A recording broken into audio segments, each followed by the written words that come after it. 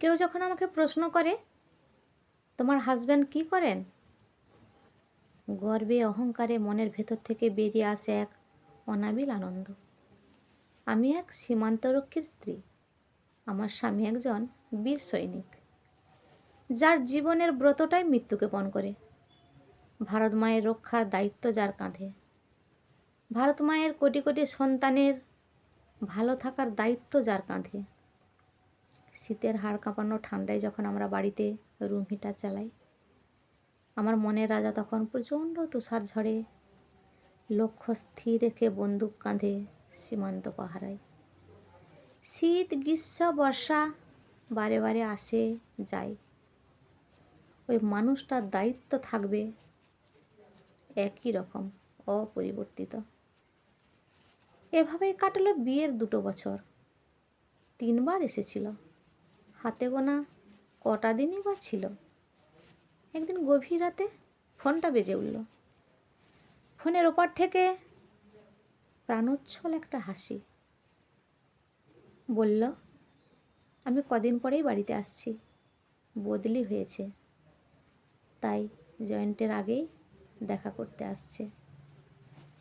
কত হাসি, কত কান্না, গল্প, মজা, অনেকটা সময় কাটলো। নিজেকে রানী মনে হতে লাগলো। দেশের এত বড় দায়িত্ব যে নিতে পারে, যারা নিতে পারে, সেই বীর পুরুষদের মধ্যে একজন আমার স্বামী।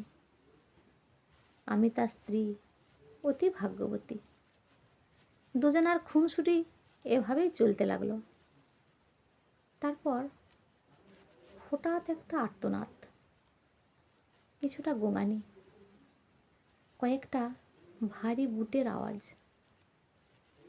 চেতনা হারিয়েছিলাম সেদিন রাতে।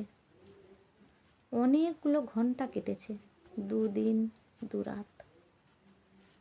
চোখ খুলে দেখি উঠোন ভর্তি কেন্দ্র বাহিনীর পুলিশ। কত মানুষ গিজগিজ করছে।